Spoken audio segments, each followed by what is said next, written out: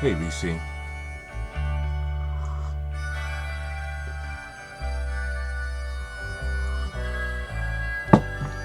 What day is it? It is Monday, June 30th, last day of the month. So I thought, let me get on up here and check in with everybody before we start a new month.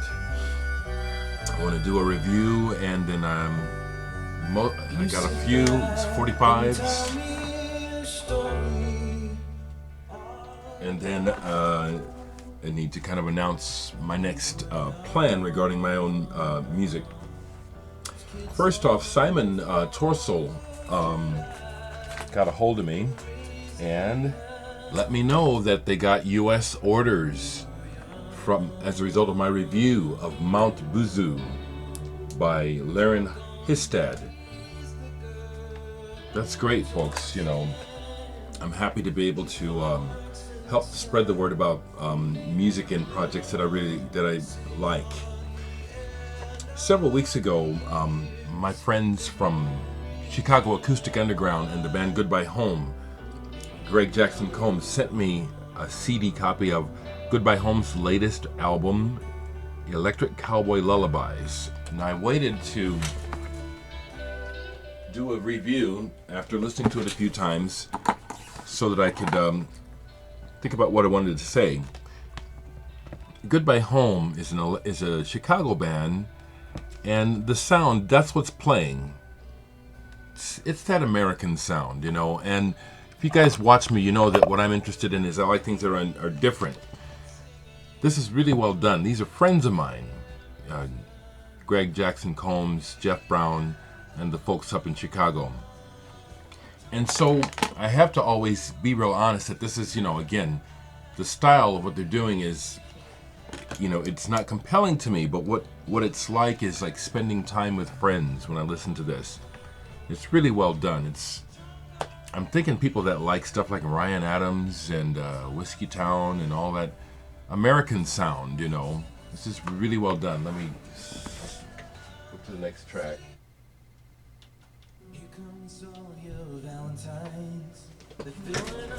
See, like a lot of these songs are about relationships, which I just, you know, I'm listening to the music.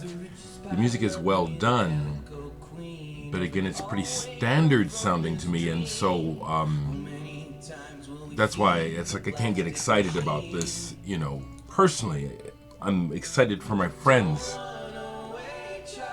that they're making good music, they're good musicians. Some of you folks will really like this.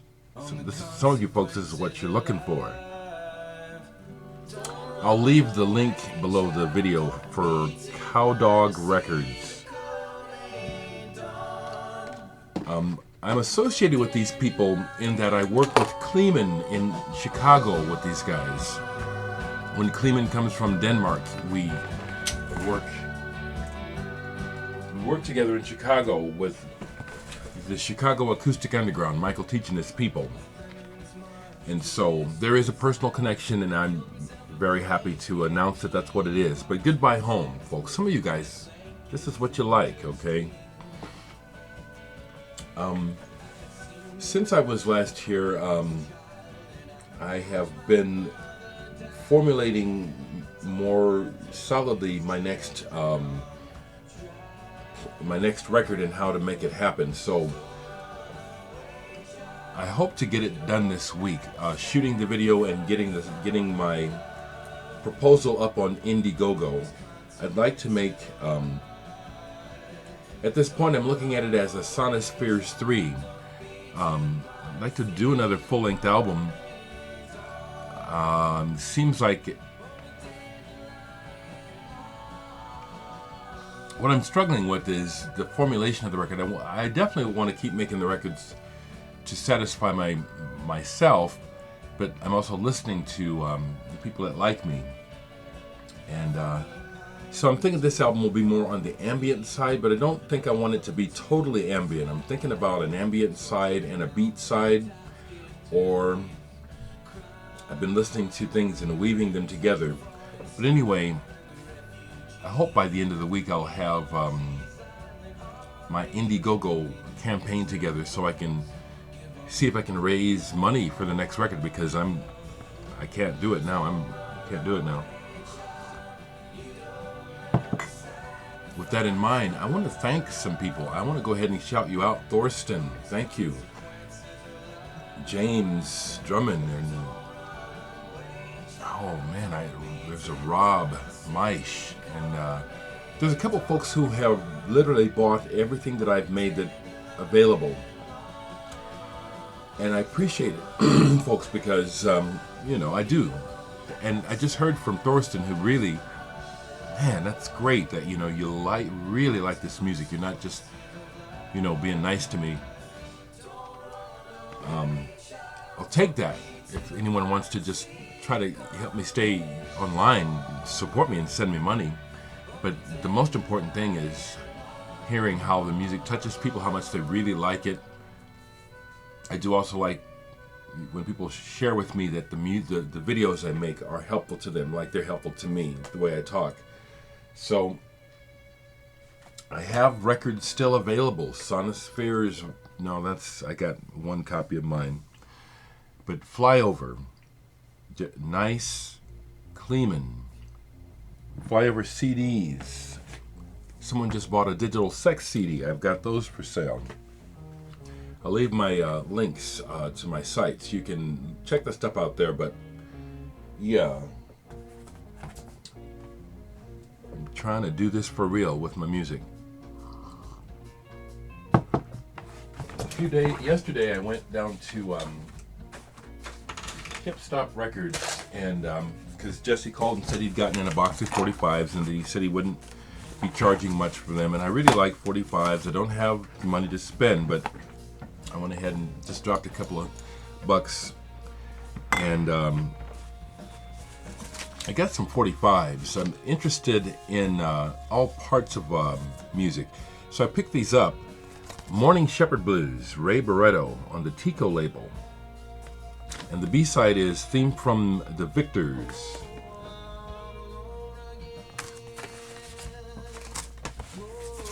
I didn't realize I'm gonna take one of these back. I didn't mean to buy two copies of the same record, so I'll take one of those back. Here's a Esquivel single, Tequila Sunshine. I think it's Juan Esquivel, the wacky orchestra leader. What they call Northern Soul. Snap Your Fingers, Joe Henderson. I grew up with this record. I still have my dad's copy, but it's just beat. I can't play it, so I got this one. I got this because it's on San Francisco label, the band Cold Blood. You Got Me Humming. I have the album, and the record's beat, but that's cool to see it on a 45, that label. I got another Ray Barretto single, Encendido Otra Vez. And the other side, the A side is Enamorado, In Love.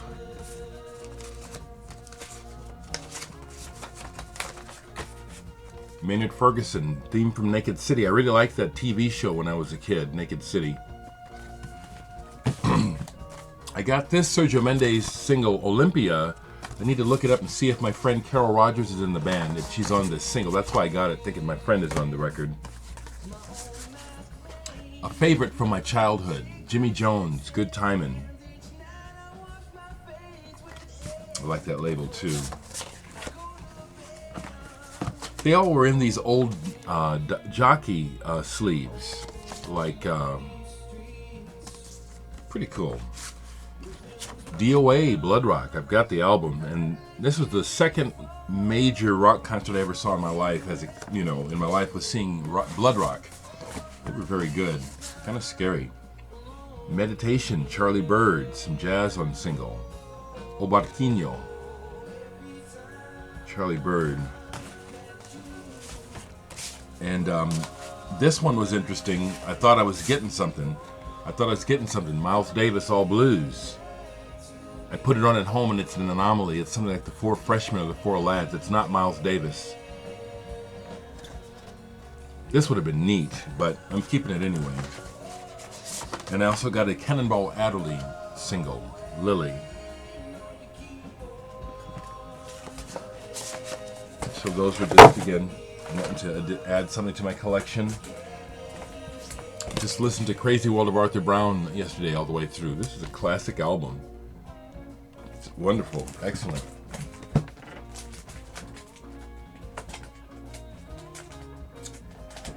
I think I'll, again, some folks like it when I talk a long time, but I'm going to keep this short and come back because, again, my intention is to try to get some serious business done here towards raising money for the next project and also to live on. You know, that's the other thing is,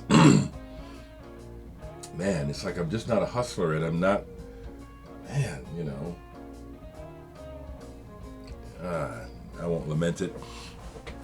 I think the last thing that I'll just share thought-wise is I just really am really disappointed in the United States and the world in how they're just, the way they're talking about the Middle East and about war, finding any loose, shitty, stupid, ludicrous reason to try to prop up the idea